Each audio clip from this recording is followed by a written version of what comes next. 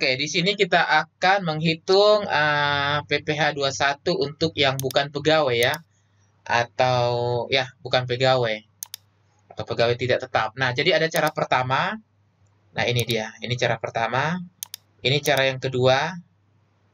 Dan ini cara yang ketiga.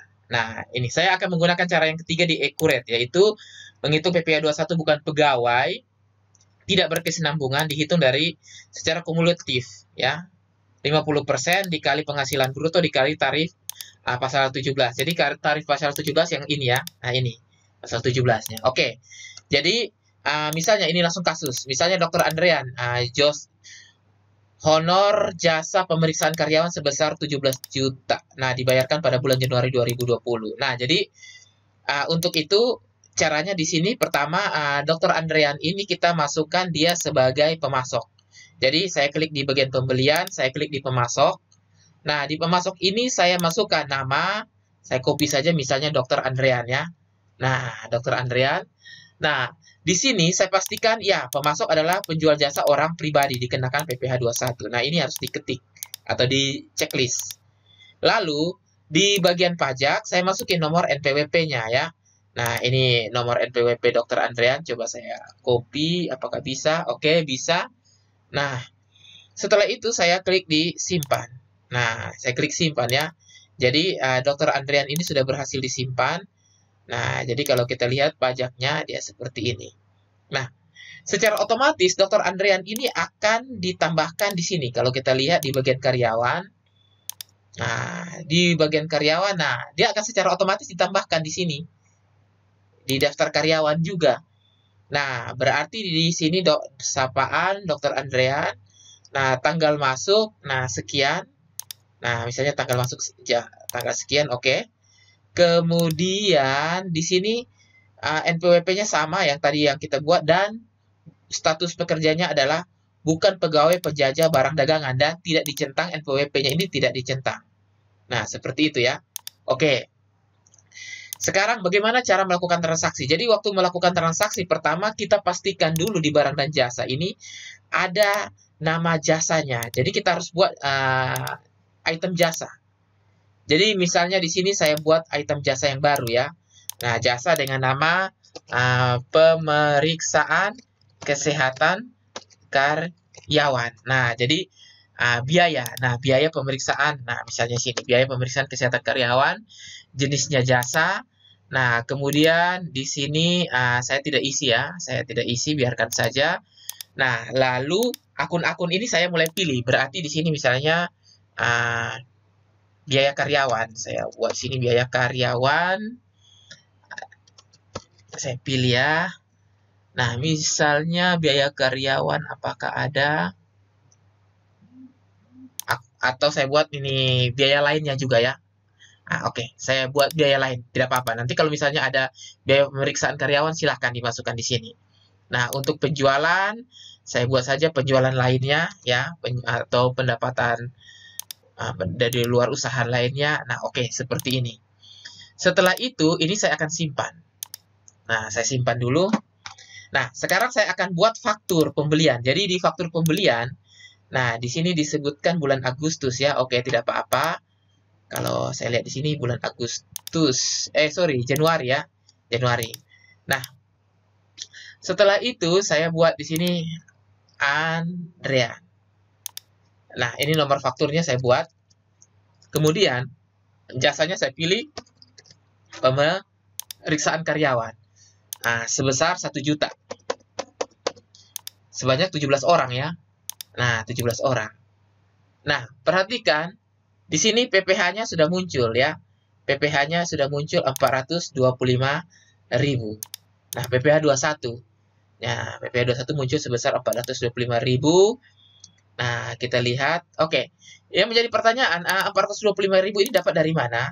Kalau kita lihat di sini. Nah, 50% dikali penghasilan bruto. Jadi 50% dikali penghasilan bruto tadi 17 juta ya. Nah, saya masukin dulu 17 juta. Nah, setelah itu, di sini saya akan melakukan kalkulasi.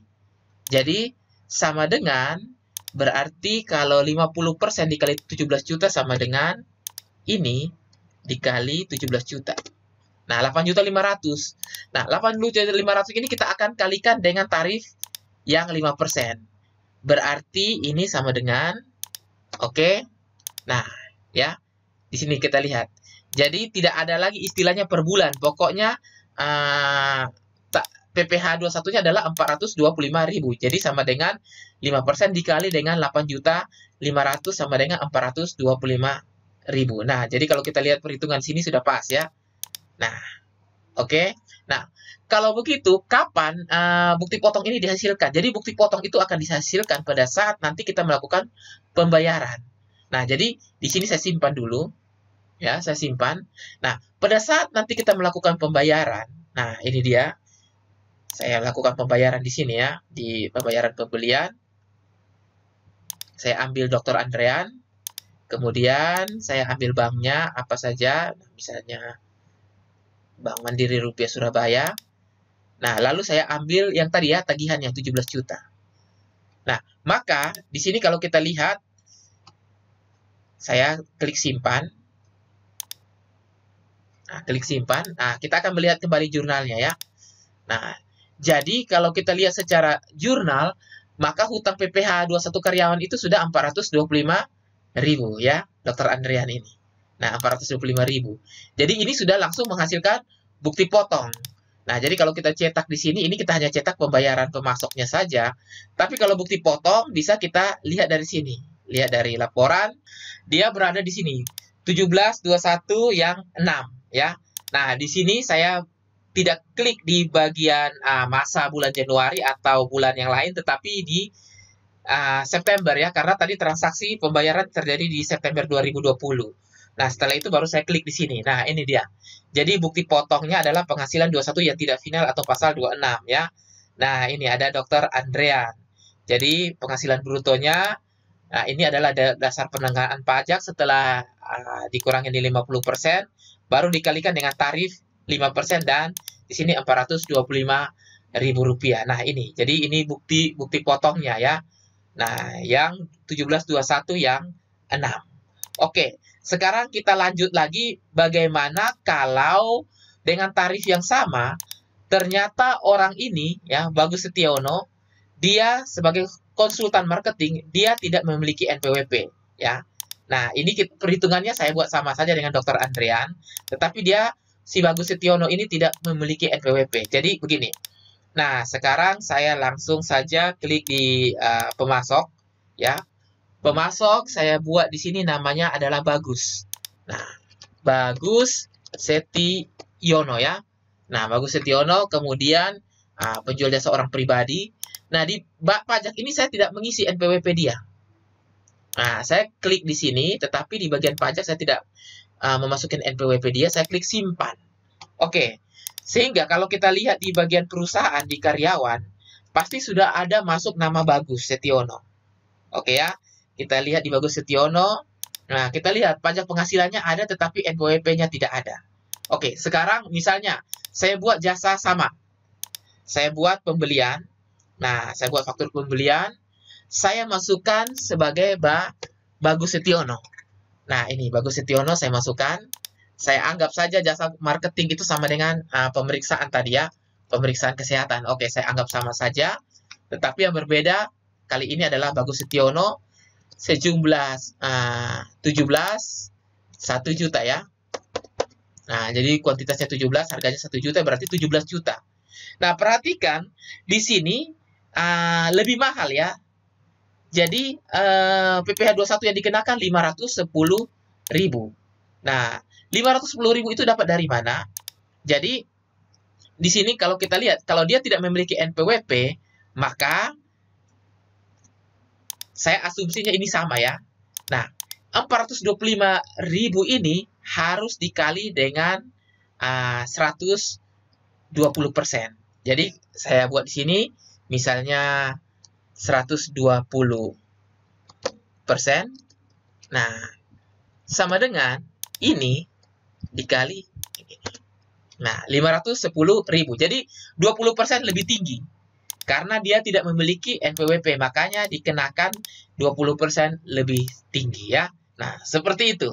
Jadi kalau ada NPWP maka dikenakan tarif progresif yang 5% ini saja. Tetapi kalau tidak ada punya NPWP setelah dikalikan dengan tarif progresif yang 5%, maka akan dikalikan lagi dengan 20% lebih tinggi. Jadi menghasilkan 510.000. Nah, ini dia ya, 510.000. Jadi pada saat kita membuat faktur ini, memang secara perhitungan ya, perhitungan di sini sudah ada, tetapi kalau kita lihat secara jurnal dia belum ada. Dia belum ada PPh 21, berarti tidak ada bukti potong. Jadi kalau kita lihat di bukti potong PPh 21 yang bulan September, nah itu untuk Bagus Setiono belum ada sebenarnya. Nah, kapan ada untuk bukti potong 17.216 ini kepada Bagus? Nah, kita harus lakukan pembayaran dulu. Jadi kita harus proses pembayaran dulu ya. Pembayaran ke Bagus Setiono tadi melalui misalnya Bank Mandiri Rupiah Jakarta. Nah, disinilah baru terjadi perhitungan PPh 21-nya. Jadi kalau saya klik simpan, nah saya klik simpan, kemudian saya klik di Bagus ya. Nah, ini. Nah, Bagus Setiono, baru kita lihat jurnalnya. Nah, baru timbullah hutang pajak 21.